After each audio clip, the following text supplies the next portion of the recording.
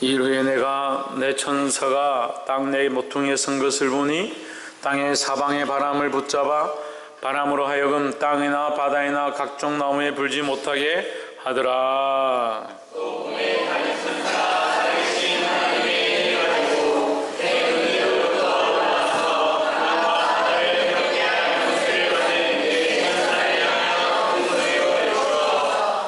가로되 우리가 우리 하나님의 종들의 이마에 인치기까지 땅이나 바다나 나무나 해하지 말라 하더라.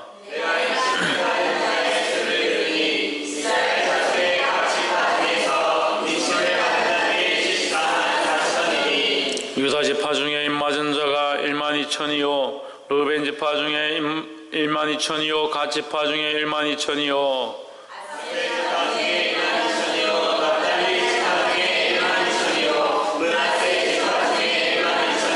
시몬 지파 중에 12,000이요 레위 지파 중에 12,000이요 이사갈 지파 중에 12,000이요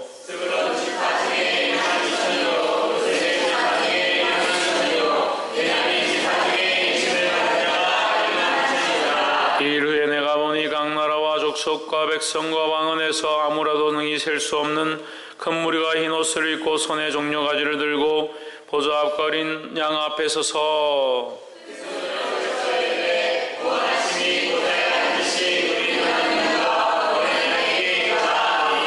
모든 천사가 보좌와 장로들과 내 생물의 주위에 섰다가 보좌 앞에 엎드려 얼굴을 대고 하나님께 경배하여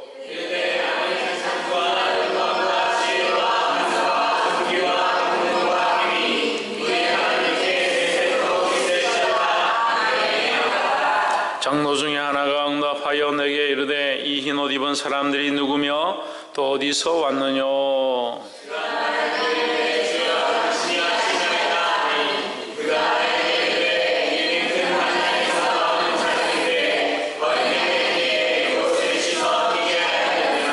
그러므로 그들이 하나님의 보좌 앞에 있고 또 그의 성전에서 밤낮 하나님을 섬김에 보좌에 앉으신 이가 그들 위에 장막을 치시리니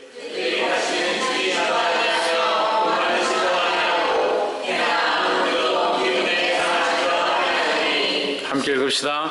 이는 보좌 가운데 계신 어린 양이 저희 목자가 되시다 생명수샘으로 인도하시고 하나님께서 저희 눈에서 모든 눈물을 씻어주실 것임이라. 아멘. 기도합시다. 거룩하신 하나님, 홀로 영광과 존귀와 찬양을 받아 주시옵소서.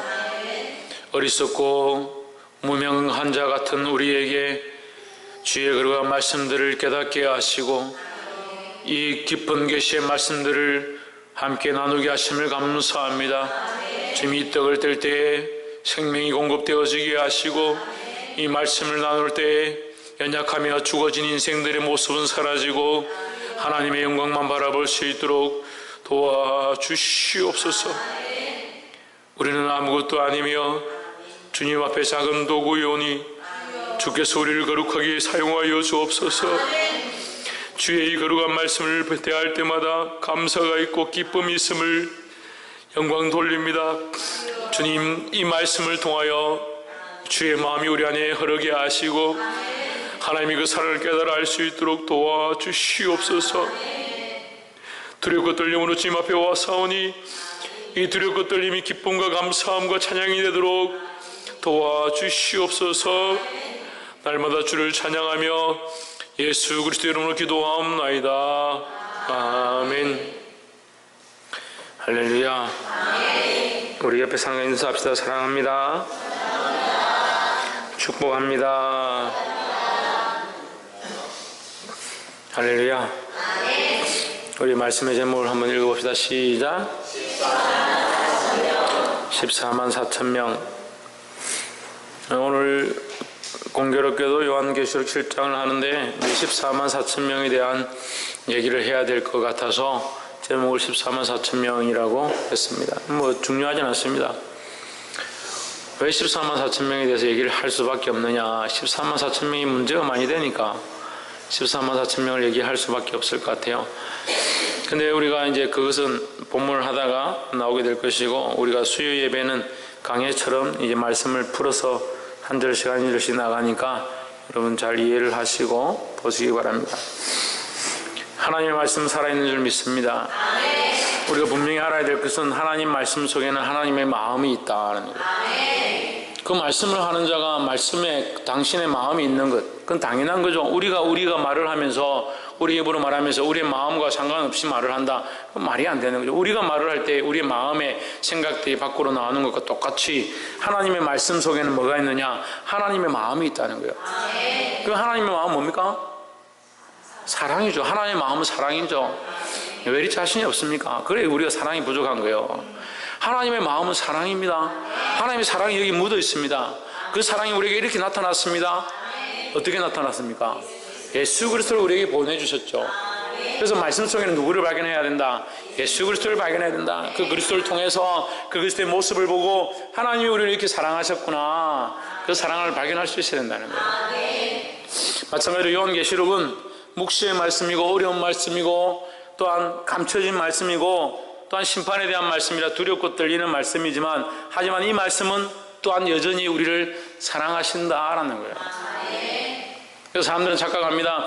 창세기부터 유다서까지는 하나님 사랑으로 말씀하셨다가 요한계시록 와서는 무섭다, 두려움의 하나님이다, 천만의 말씀이에요. 하나님은 진노 중에라도 긍휼을 베푸시는 하나님이다. 할렐루야.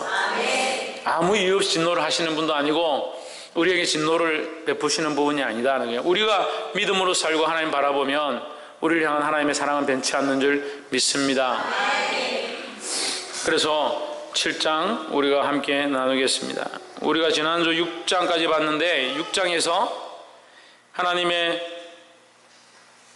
보좌 앞에 인쳐진 책들이 있었습니다. 그 인을 뗄 수 없어서 이 저자가 사도 요한이 울었죠. 울 때에 울지 말라 하고 보좌에 보니까 누가 있었느냐? 어린 양이 있었다는 거예요. 어린 양이 어떤 모습이냐? 일찍 죽임을 당한 것 같더라 했습니다. 일찍 죽임을 당한 자의 모습으로 있는 그가 누굽니까? 예수 그리스도다. 예수 그리스도께서 이 인을 떼셨다는 겁니다. 그 인을 뗄 때에 환난도 있고 핍박도 있고 죽이는 것도 있고 피 흘림도 있고 여러 가지 모습들이 나왔는데, 지진과 온역과 많은 죽음의 일들이 있었습니다. 몇 번째까지 됐습니까? 그걸 외울 필요 없이 6장까지 했으니까 6인을 뗐다라고 생각하면 됩니다. 그 6인을 6장에서 6인을 다 뗐습니다.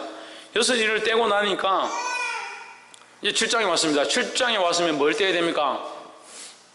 6인을 뗐으니까 7장에 와서 뭘 떼야 됩니까? 7째 인을 떼야 되죠. 왜 자꾸 어렵게 생각합니까? 6째 인을 뗐으니까 그 다음에 7째 인을 떼야 되잖아요. 그런데 7장에서 7째 인을 떼지 않습니다. 7째 인은 어디서 뗍니까? 8장에서 뗍니다. 8장에서. 그래서 7장에서는 인을 떼는 사건이 설명하지 않습니다. 인을 떼는 일들에 대해서 설명하지 않습니다. 성경을 해석할 때 부분적으로 해석해야 되지만 넓게도 해석해야 하고 창세기부터 요한계시록까지 다 볼 수도 있어야 돼요. 그래서 한 부분적으로 보는 것은 연약함이 되고 너무 넓게 보는 것은 희미함이 되는 거예요. 그래서 이것이 다 함께 공존해야 된다는 거예요. 그 7장은 그걸 왜 인을 떼지 않느냐? 성경에 왜 1, 2, 3, 4, 5, 6 순서대로 잘 가다가 왜 갑자기 7장을 끼워놨느냐? 이것을 이제 신학적인 용어로 삽경이랍니다. 삽경. 이제 끼워 넣었다는 거죠. 끼워 넣었다는 게 순서에 맞지 않게 중간에 끼워 넣었다.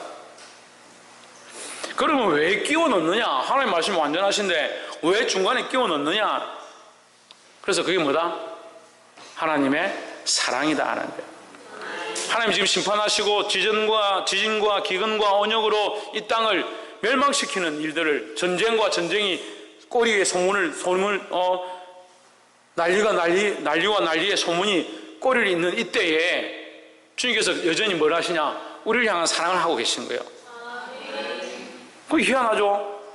심판이 있으면 불바다가 되고 사람이 죽고 많은 사람이 쓰러지는 그런 일들이 일어나야 되는데 하나님 그 사이에 뭘 하고 계시냐? 하나님 진노하시면서 계속 우리에게 사랑을 베푸시는 거예요. 그래서 7년 대화를 하지 않고 어떻게 한다고요? 3년 반으로 줄여주시는 거예요. 그 하나님의 긍휼이죠. 그 7장에 와서 이 환난받고 있는, 이 핍박받고 있는, 이 죽임을 당하는 고통 앞에 있는 우리를 향해서 하나님 뭐라고 하시냐? 나는 너를 사랑하고 있다. 그러니까 영화가 전개되면 영화가 막 전쟁 영화가 있다 합시다. 수류탄을 던지고 폭탄을 쏘고 사람들이 피를 흘리면서 죽어가고 있는 그 상황에 중간에 갑자기 누가 나타나서 나는 너희를 사랑한다. 그렇게 하고 다시 전쟁을 하는 거예요. 그런 장면과 같은 거예요. 근데 그 주제는 뭐냐? 심판이 아닌 거죠. 주제는 죽임이 아닌 거죠. 주제는 지옥불에 던지는 것이 목적이 아니라는 거예요. 하나님의 마음 뭐냐? 우리를 구원하시고자 하는 겁니다. 할렐루야. 그래서 또 그렇게 계속 얘기하니까 좋아가지고 그럼 다 구원을 받는다. 천만의 말씀. 성경도 모르는 사람들이 그런 얘기를 하는 거예요.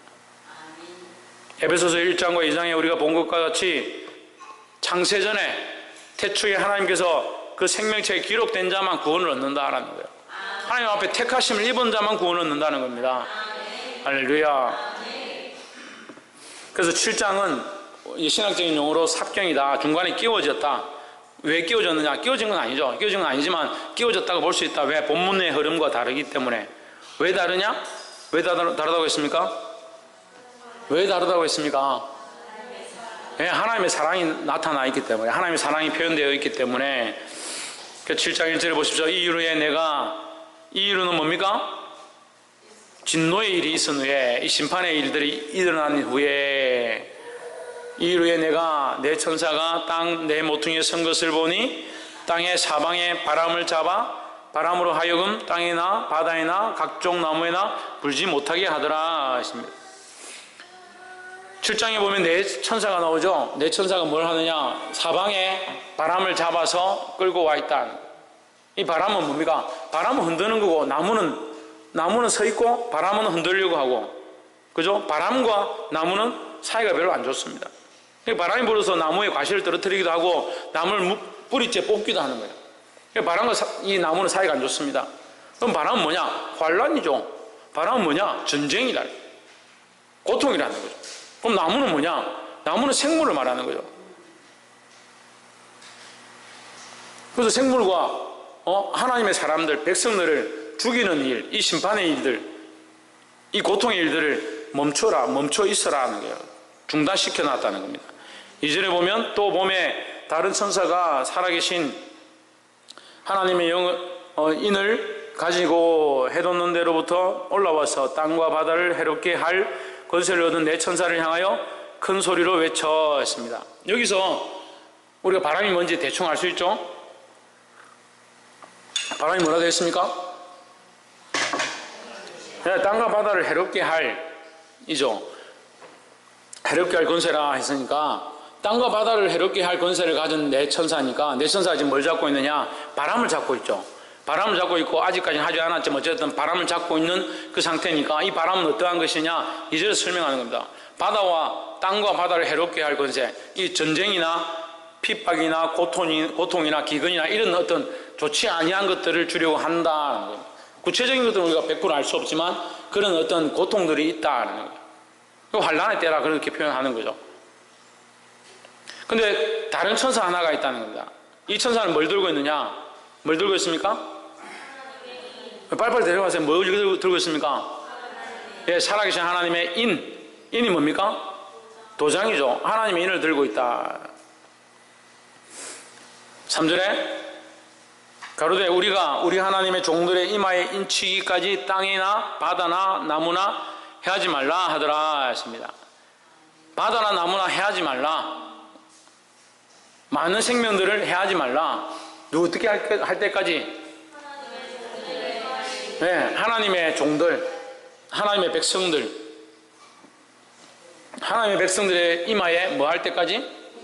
예, 인칠 때, 도장 찍을 때까지 놔둬라 하는 거예요. 도장은 뭡니까? 도장을 찍는다는 건 무슨 뜻입니까? 예? 여러분 서류를 이렇게 만들 때요, 서류를 만들 때 도장을 많이 찍잖아요. 여러분 무슨 계약을 한다든지 뭐 할 때 도장을 찍잖아요. 도장을 찍는 건 뭡니까? 이 종이는 내 거다는 거예요. 이 종이는 내 거다. 그래서 어떻게 하겠습니다. 도장을 딱 찍었잖아요. 그러면 이 종이는 내 거니까 하겠다는 걸 지켜야 되는 거예요. 그렇죠? 이 사람에 내가 보증인을 섰다. 그럼 종이에 뭐라 씁니까? 나는 이 사람에게 1,000만 원에 대한 보증을 서겠습니다. 그럼 이 종이에 도장을 찍었으니까 이 종이 누구 거예요? 내 거죠? 그러니까 나는 뭘 해야 됩니까? 이 종이에 기록된 걸 지켜야 되는 거죠. 그럼 하나님이 우리에게 인을 치셨다는 말은 뭡니까? 우리가 누구의 것이 된다는 겁니까? 하나님의 것이 된다는 거예요. 하나님의 것이 되었으니까 건들지 말라. 아무도 해하지 말라 하는 거예요. 그러니까 이 환난과 핍박의 때에도 하나님의 것이니까, 하나님의 것으로 인쳐놨으니까 너희는 염려하지 말라는 겁니다. 그 어떤 것도 우리를 빼앗아 갈 수 없다는 거예요. 할렐루야.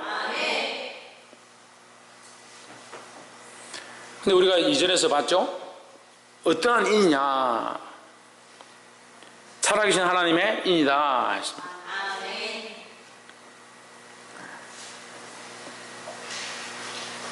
스프라기다 데우 로토스, 그 가운데가 이제 데우거든요. 데우 로토스 이렇게 하는데, 데우가 뭐냐? 하나님이죠. 하나님. 이 인의 주인, 이 인치는 것의 주체가 누구냐? 천사가 대신하지만 이 주체는 하나님이시다는 거예요. 그래서 우리가 천사가 인을 쳤기 때문에 우리 천사의 것이다, 천사의 것이 되는 것이 아니라, 천사가 인을 치지만 이것은 누구의 것이다? 하나님의 것이다. 우리는 하나님의 것이 된다는 겁니다. 할렐루야. 4절에 내가 입맞은 자의 수를 들으니 이스라엘 자손의 각 지파 중에서 입맞은 자들이 14만 4천이 했습니다. 그래서 신천지에서 14만 4천이라 이렇게 돼서 요한계시록 7장 4절을 굉장히 중요하게 생각합니다. 하나님 말씀 버릴 게 없죠. 근데 쓸데없이 요한계시록 7장 4절을 들고 와가지고 요한계시록 7장 4절이 제일 중요한 것처럼 버릴 게 없는데 왜 7장 4절만 중요하게 생각하는지 모르겠습니다. 14만 4천이 중요하냐? 중요합니다. 그럼 14만 4천이 구원받은 자의 수다. 좀 잘 생각해 보시죠. 14만 4천이 구원받은 자의 수면 누가 구원을 받습니까? 누가 구원을 받습니까? 여기 있잖아요. 누가 구원을 받습니까? 이스라엘 자손의 각 지파 중에서요. 그럼 우리는 뭡니까? 우리는 이방인인데. 그럼 요한계시록 7장 4절대로 하면 예수님은 왜 우리 주일날 했죠? 스르보니게 여인에게 가만히 있는 스르보니게 여인을 뭐 하려고 고쳐줍니까? 그 딸을 왜 고쳐줍니까? 그래, 여인아, 네 믿음이 너를 구원하였다라고 그 말씀을 왜 하십니까? 요한계시록 7장 4절이 중요한데 예수님 왜 그런 말을 하십니까? 착각하는 거예요. 잘못 해석하는 거예요. 우리가 제가 요한계시록 4장인가 할 때에 5장 할 때 제가 그 얘기 했죠. 장로의 24장로가 제가 어떻게 해석하는 게 옳다라고 했습니까? 예, 24라는 것이 성경에 잘 안 나옵니다. 근데 갑자기 요한계시록 와서 24를 하는 거예요. 장로는 뭡니까? 장로는 뭐예요? 김정식 집사님, 장로는 뭡니까? 예, 교회 대표입니다. 장로는 교회 대표입니다. 교회를 대표하는 자다. 장로는 교회를 대표하는 것이다. 그러면 24명의 교회의 대표자라는 거예요. 그럼 하나님 나라는 뭡니까? 하나님 나라는 교회입니다. 보이지 않는 교회다. 보이지 않는 교회. 우리는 뭡니까? 우리는 보이는 교회예요. 보이는 교회. 우리는 보이는 교회지만 예수 그리스도를 믿고 믿음으로 살아가기 때문에 우리 모두 다 보이지 않는 교회에 소속된 겁니다. 여기 예수님을 안 믿는 사람이 있다면 그 사람은 안타깝게도 보이지 않는 하나님 나라에 속하지 못하는 거예요. 보이지 않는 하나님의 교회에 속하지 않는 거예요. 지금 이 땅에 우리 큰사랑교회 이름이 올라가 있을지 모르겠지만 보이지 않는 하나님의 나라에 속할 수는 없습니다. 그러니까 예수 그리스도를 믿는 믿음을 가진 자만이 보이지 않는 하나님 나라의 교회에, 하나님 나라의 그리스도가 머리 된 교회에 소속할 수 있는 거예요. 그래서 공교회를 믿으며 신앙 고백할 때 공교회, 보이지 않는 교회들, 온 세상의 교회들인데 그 교회 안에서 그리스도를 믿는 자들, 그들의 모임, 그것은 우리가 모으는 게 아니라 예수 그리스도가 머리가 되셔서 우리 모든 그리스도를 믿는 자들을 인치셔서 그들을 보호하고 있다는 거예요. 그것이 공교회입니다. 할렐루야. 그러니까 그 24장로가 그 교회들의 대표다. 그래서 그럼 왜 24냐? 구약에서 12지파 하나님께서 아브라함의 네가 복의 근원이 될 것이고 너의 씨로 들어가거나 나오거나 복을 받을 것이고 너의 자손으로 하늘의 별과 같이 바다의 모래같이 많게 할 것이다 했습니다. 그게 12지파죠. 그 자손들이 12지파인 거예요. 그 12지파로부터 쭉 내려오는데 예수님이 오셔서 뭐 어떻게 합니까? 12제자를 다시 부르시는 거예요. 그들 부르서 그 12제자로부터 또 쭉 나가겠습니다. 뭐가 나가겠습니까? 복음이 나가겠죠. 복음이. 이제는 구약에서 언약의 혈통이었으면 신약에 뭡니까? 은혜의 혈통입니까? 그렇죠. 은혜의 혈통인데 뭐라고 합니까? 그리스도의 혈통이라는 거예요. 예수 그리스도의 피로 구속되어진 혈통이라는 거예요. 그 피로 구속되어진 12명의 사도를 통해서 이 복음을 들은 자들, 우리가 이 복음을 들은 자들인 거예요. 할렐루야. 그래서 신약에서도 우리를 뭐라고 하느냐? 신약에서 그 소아시아의 교회를 보고 아브라함의 혈통인 자들아 얘기를 하는 거예요. 할례 받은 자가 아브라함의 혈통이 아니라 우리가 참 아브라함의 혈통이로다 했습니다. 할렐루야. 그래서 그 구약에 왔던 하나님의 족속들 12지파, 그 다음에 12사도의 대표들, 12사도를 통해서 흘러온 그 복음의 대표, 그렇게 하면 24명이 되는 거예요. 그래서 그 구약시대의 교회와 신약시대의 교회, 그것을 합쳐서 24장로라고 해석하는 것이 옳다라고 제가 말씀을 드린 적이 있습니다. 그러면 이스라엘 자손의 각 지파라고 할 때도 우리가 그렇게 볼 수 있는 거죠. 이스라엘 자손의 각 지파인데, 이스라엘 자손의 각 지파하면 이스라엘 지파가 안 들은 사람들은 뭡니까? 여기 없는 사람들 많아요. 에브라임 지파도 있고 단 지파도 있습니다. 안 들었습니다. 여기. 물론 이제 들지 않은 이유들도 있지만 그 지파 전체가 다 예수를 잘 믿었습니까? 하나님 잘 섬겼습니까? 천만의 말씀이에요.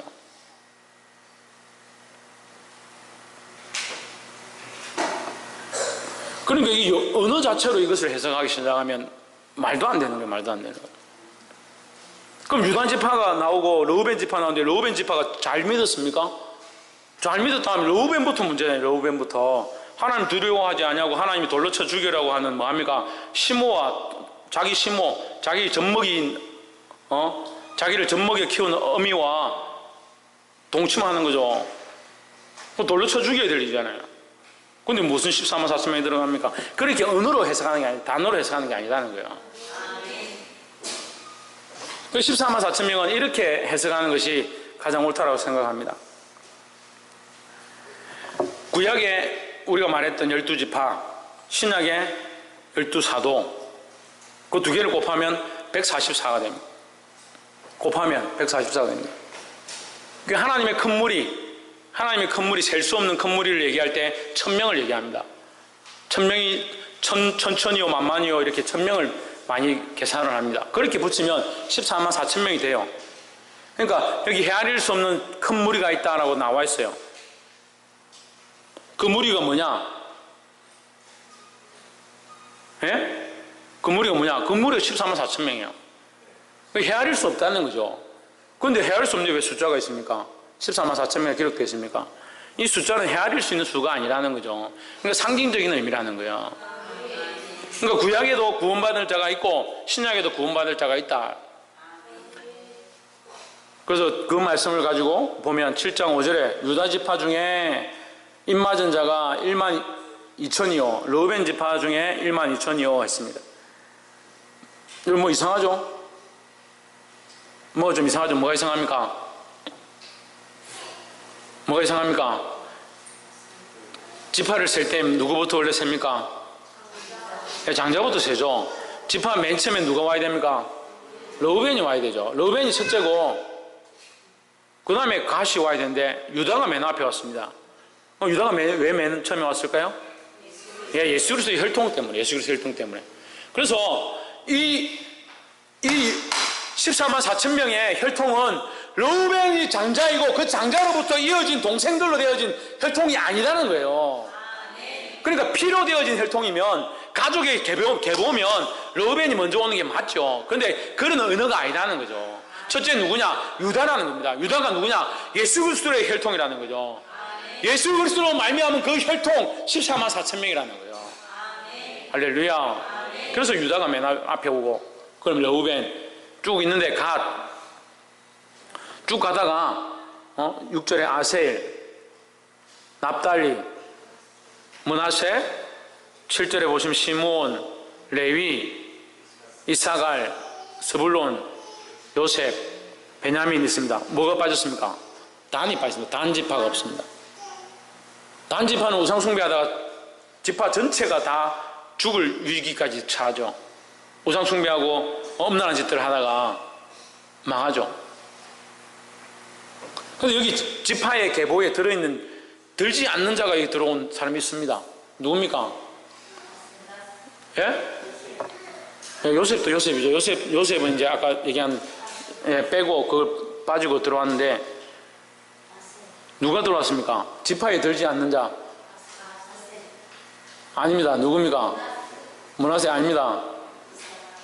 아닙니다. 예? 우리 지금 신명기 하고 있잖아요. 그 땅에 들어가서 너희가 이 땅을 분배할 때에 레위죠. 레위. 이 땅을 분배할 때에 받지 못할 자가 있다. 누굽니까? 레위다. 레위. 레위는 누가 그의 기업이 된다? 하나님이 그들의 기업이 되신다 했거든요. 그래서 지파를 인간적인 우리가 혈통의 지파로 얘기하면 레위가 여기 이름을 올릴 수가 없는 거죠. 그런데 12지파에 레위를 집어넣은 겁니다. 레위는 누가? 하나님이 기업이 되시니까 여기 들어갈 수 있는 거예요. 그러니까 이게 영적 의미라는 겁니다. 그게 이만큼 철저하게 영적인 의미로 되어 있는데도 이걸 인간적으로 숫자적으로 또한 눈에 보이는 대로 해석하는 거예요. 보게 되기를 주의 이름으로 축복합니다. 그래서 어떻게 보면 부족한 이 목회자는 레위 지파에 들어서 이 하나님 나라의 자리에 들어갈 수도 있을 것 같아요. 9절에 이후에 내가 보니 각 나라와 족속과 백성과 방언에서 아무라도 능히 셀 수 없는 큰 무리가 흰옷을 입고 손에 종려가지를 들고 보좌 앞과 어린 양 앞에 서서 했습니다. 어떤 무리냐? 셀 수 없는 큰 무리다. 셀 수 없는 큰 무리. 그럼 이 셀 수 없는 큰 무리는 이제 지금 신학적인 지금 충돌 중에 이 헷갈리는 여러 가지 주장 중에 이 14만 4천 명과 7장 4절에 나와 있는 14만 4천 명과 7장 9절에 있는 이 흰옷을 입은 셀 수 없는 큰 무리와 이것이 같으냐 다르냐 이 신학적인 여러 가지 논쟁들이 있습니다. 14만 4천 명은 다르고 셀 수 없는 큰 무리도 다른 것이다. 서로 같지 않다라고 하는 주장들이 많지만 지금 가장 이제 설득력이 있는 것은 이 14만 4천 명과 셀 수 없는 큰 무리가 동일한 무리다라고 보는 것이 가장 맞습니다. 신학적으로도 그렇게 다 보고 있습니다. 일단 이 의견은 동일된 것 같아요. 그럼 14만 4천 명이 셀 수 없는 큰 무리와 같다. 왜 같으냐? 환란을 받았으니까요. 그런데 셀 수 없는 큰 무리다. 셀 수 없는 큰 무리인데 왜 14만 4천 명? 그러니까 숫자적으로 보면 말이 안 된다는 거야. 14만 4천 명 숫자를 다 세놓고 그 다음에 셀 수 없는 큰 무리 안 맞죠? 근데 14만 4천 명은 숫자를 얘기하는 것이 아니다라는 거예요. 셀 수 없는 큰 무리가 나와 흰옷을 입고 손에 종려가지를 들고 보좌 앞과 어린 양 앞에 서서 했습니다. 손에 뭘 들었습니까? 종려가지를 들고. 뭘 입었습니까? 흰옷을 입고. 흰옷을 입었다는 것이 하나님 나라의 자격이 된다는 거예요. 하나님의 백성은 반드시 뭘 입어야 되냐? 흰옷을 입어야 되는 겁니다. 그럼 이 흰옷을 입으라고 했으니까 여러분 이제 집에 다 가서 흰옷을 한 번씩 준비하십시오. 그런 의미가 아니죠. 이 흰옷은 그런 의미가 아닙니다. 그 다음에 나옵니다. 10절에 큰 소리로 외쳐 가로되 고나심이 보좌에 앉으신 우리 하나님과 어린 양에게 있도다 했습니다. 그들이 종려가지를 흔들면서 누구를 찬양하느냐? 하나님과 어린 양을 찬양하는 거예요. 하나님과 예수 그리스도를 찬양하는 겁니다. 11절 모든 천사가 보좌와 장로들과 내 생물의 주위에 섰다가 보좌 앞에 엎드려 얼굴을 대고 하나님께 경배하여 가로되 아멘. 찬송과 영광과 지혜와 감사와 존귀와 능력과 힘이 우리 하나님께 세세토록 있을지어다 아멘 하더라 했습니다. 여러분 여기서 10절부터 12절에서 우리가 어떻게 하나님을 찬양해야 될지가 나오는 거예요. 어떻게 하나님을 찬양해야 될지. 찬양은 누구에게 해야 됩니까? 보좌에 앉으신 하나님과 어린 양에게 찬양하는 겁니다. 다른 것들에 찬양하면 안 돼요. 심지어 자기 마음을 위해 찬양합니다. 하나님 오늘 위로해 주시옵소서. 눈물이 나는데 위로해 주십시오. 그게 찬양하는 게 아니에요. 물론 하나님 우리를 위로하시죠. 그러지만 그것은 찬양의 대상이 아니에요. 찬양의 대상은 오직 하나님과 어린 양이다. 그래서 찬양을 어떻게 하느냐? 찬송과 영광과 지혜와 감사와 존귀와 능력과 힘을 하나님께 돌려드는 거예요. 자기 힘으로 다 할 거다, 내 지혜로 다 할 거다, 내 방식으로 다 할 거다. 아니에요. 그게 안 되는 거예요. 그렇게 하니까 찬양할 때 실패하고, 그렇게 하니까 말씀 가운데 실패하고, 그렇게 하니까 삶 가운데 실패하는 거예요. 우리는 하나님 앞에 돌려드려야 되는 거예요. 하나님, 나는 내 능력으로 할 수 없습니다. 도와주시옵소서. 내가 하나님을 전심을 다해 찬양하고자 합니다. 온 마음을 다해 나의 모든 생의 영광을 하나님 앞에 돌리기를 원합니다. 잘 안 되죠. 삶을 살면 살수록, 삶을 살아가면 살아갈수록 영광을 자기에게 돌립니다. 내가 대단하고 내가 뭔가 했고 내가 뭔가 이룰 수 있고. 옆에 사람 보십시오. 영광을 하나님께 돌려드립시다. 13절 장로 중에 하나가 응답하여 내게 이르되 이 흰 옷 입은 자들이 누구며 또 어디서 왔느냐. 장로 중에 한 사람이 물었습니다. 이 흰 옷 입은 자들이 누구냐?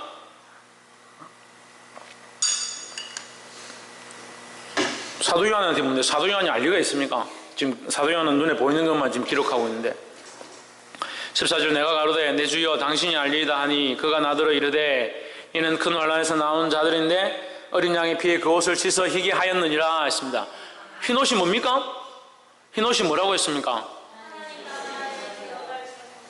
흰옷이 여기 있잖아요. 흰옷이 뭡니까? 어린 양의 피에 씻은 겁니다. 그럼 우리는 어떤 옷을 입어야 합니까? 어린 양의 피로 씻겨진 옷을 입어야 합니다. 그럼 여러분 돈을 많이 내서 어린 양의 피로 씻겨진 옷을 입으십시오? 그렇지 않죠. 돈으로 사는 것이 아니에요. 그래서 돈 갖고도 못 가요. 하나님 나라. 눈물 흘려도 못 가요. 하나님 나라. 재물로도 못 가요. 못 가는, 그거로 가는 게 아니에요. 오직 예수 그리스도의 피로 말미암아 씻음을 받은 자만 갈 수 있다는 거예요. 할렐루야. 그 그리스도의 피로 씻김을 받으면 이것이 휘어진다는 겁니다. 이것도 문자적으로 해석하면 말이 안 되죠. 피로 씻었는데 어떻게 휘집니까? 피로 씻으면 뻘개지든지 젓갈색이 되든지 흑색이 되야지 무슨 피로 씻었는데 무슨 휘지냐고. 피로 씻어가 휘지는 거 있으면 한번 가져와 보세요. 그러니까 언어적으로 문자적으로 해석하면 안 돼요. 그리스도의 피로 씻어서 뭘 씻느냐? 우리의 영과 혼과 육을 씻는 겁니다. 세상 보기에는 뻘겋고 세상 보기에는 검었고 세상 보기에는 더러울지 모르겠지만 그리스도의 피로 씻으면 하나님 앞에서는 뭐하다?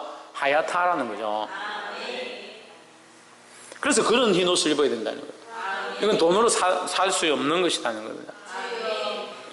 15절 그러므로 그들이 하나님의 보좌에 앞에 있고 또 그의 성전에서 밤낮 하나님을 섬김에 보좌에 앉으시니가 그들 위에 장막을 치시리니 했습니다. 여기 조금은 이제 어려운 말씀이 나오는데 별로 어렵지 않은 것 같지만 어렵습니다. 7장 15절 후반절에서 이것이 미래형으로 기록됩니다. 치시리니 그러니까 지금 쳐져 있다는 게 아니에요. 그러니까 장막이 쳐져 있다는 게 아니에요. 그들이 흰옷을 입고 하나님 앞에 섬기지만 그들의 장막이 쳐져 있다는 게 아닙니다. 장막이 쳐질 것이다 하는 거예요. 치실 것이다 라는 거죠. 그럼 무슨 말입니까? 지금 대환란이 있어서 어렵고 힘들지만 너희는 이 장막을 바라보고 이 하나님 앞에 서게 될 것들을 바라보고 너희 인내를 가지고 믿음으로 승리하라는 겁니다. 할렐루야. 때로는 고난이 있고 환란이 있고 핍박이 있고 우리를 넘어뜨리게 하고 세상에 소망을 두게 하지만 이 세상에 소망을 두는 것이 아니라 하나님 앞에 믿음을 가지고 그리스도의 피로 정결함을 입어서 주님께서 우리에게 치실 그 장막들을 기대하며 살아가게 되기를 주의 이름으로 축복합니다. 그래서 이 말씀이 우리에게 소망이 된다는 거예요. 이 대환란과 묵시의 말씀, 두렵고 떨리는 묵시의 말씀 인을 떼면서 땅의 3분의 1, 4분의 1들이 죽어가는 이 계시의 말씀을 하시면서 우리에게 너희가 믿음을 지키고 그리스도의 피로 씻김을 받은 자는 절대로 끊어지지 않을 것이고 인침을 받은 자도 또한 끊어지지 않을 것이다. 반드시 너에게 장막을 칠 것이니까 너희가 믿음을 지키고 기다려라 하는 거예요. 할렐루야. 16절에 저희가 다시 줄이지도 아니하며 목마르지도 아니하고 해나 아무 뜨거운 기운에 상하지 아니할지니 했습니다.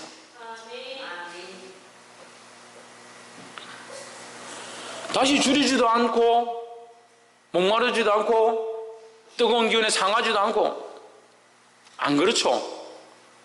줄이기도 많이 줄이고 목마르기도 많이 목마르고 주와 복음과 그의 나라를 위해서 살아갈 때 이런 어려움들이 우리에게 있다는 거죠. 하지만 그렇게 되지 않을 것들을 믿음으로 기대한다는 겁니다. 17절에 이는 보좌 가운데 계신 어린 양이 저희의 목자가 되사 생명수 샘으로 인도하시고 하나님께서 저희 눈에서 모든 눈물을 씻어 주실 것임이르라 했습니다. 할렐루야. 이것 또한 미래형입니다.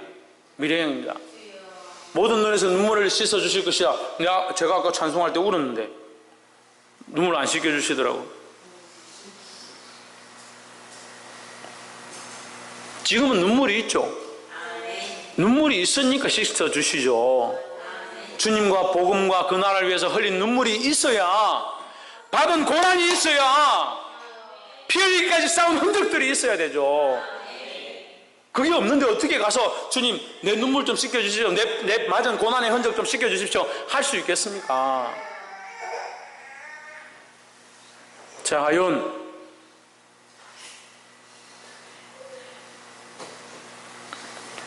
기대하시기를 주의 이름으로 축복합니다. 옆에 사람 보십시오. 믿음으로 하나님의 상급을 기대하고 살아갑시다. 할렐루야. 말씀을 맺겠습니다. 제가 이제 앞에서 다 하진 않았는데 이제 14만 4천 명을 해석할 때 이제 12, 10이라는 이 숫자들이 굉장히 이제 많이 등장하는데, 요한계시록 21장에 가면, 우리 21장 한번 봅시다. 21장 뒤쪽에 가셔서 21장 12절.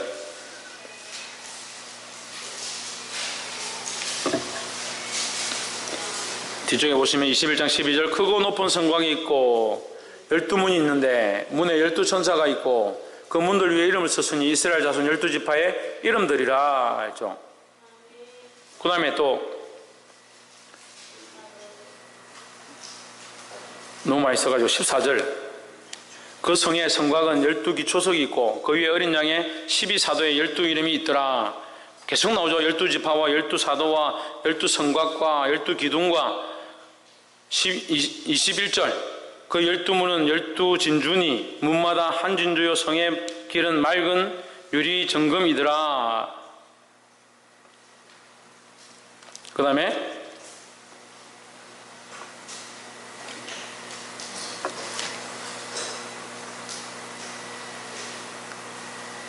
그것까지는 봐도 되겠습니다. 어쨌든 이렇게 계속 12지파와 12사도에 대한 말씀들을 계속 하시는 거예요. 그래서 여기 우리가 앞에서 볼 때는 12지파나 이런 것들은 조금 보면 12사도를 잘 몰랐지만 뒤에 가면 12사도에 대한 얘기를 하는 거예요. 그래서 12지파와 12사도를 하면 24명이 되는 거죠. 그 24장로가 그렇게 믿음의 대표로 설 수 있고 교회의 대표로 설 수 있죠. 그 다음에 12과 12를 곱하면 14만 4천이 되는 거예요. 그러니까 12 곱하기, 그러면 셀 수 없는, 큰 무리, 그것을 이제 천천이고 만만이라 하는데, 이게 천을 이렇게 곱하면 14만 4천 명이 됩니다. 그렇게 우리가 영적 상징의 의미로 볼 수 있는 거지, 그럼 24장로를 했다고 해서 24명의 장로를 뭐 천국 가서 뭐 김씨, 이씨, 박가, 김가 이렇게 찾아야 되냐? 그렇지 않다는 거예요. 그럼 믿음의 대표다, 믿음의 대표. 이 영적인 의미들로 우리가 해석할 수 있어야 합니다. 그 요한계시록 7장 우리에게 왜 주셨다? 하나님의 사랑을 우리에게 보여주셨다라는 거예요. 그래서 사실 요한계시록 전체가 심판의 말씀이지만 또한 반대로 얘기하면 이 심판을 통해서 우리에게 새하늘과 새 땅을 주시고자 하는 잔치라는 거예요. 할렐루야. 그래서 이 요한계시록 7장을 통해서 이 환난과 핍박과 고난 중에도 주님을 향한 믿음을 잃지 말고 그리스도의 피로 옷을 씻어 그 나라에 동참할 수 있는 소망을 가지기를 주의 이름으로 축복합니다. 기도하겠습니다. 거룩하신 하나님, 이 거룩한 말씀을 통해서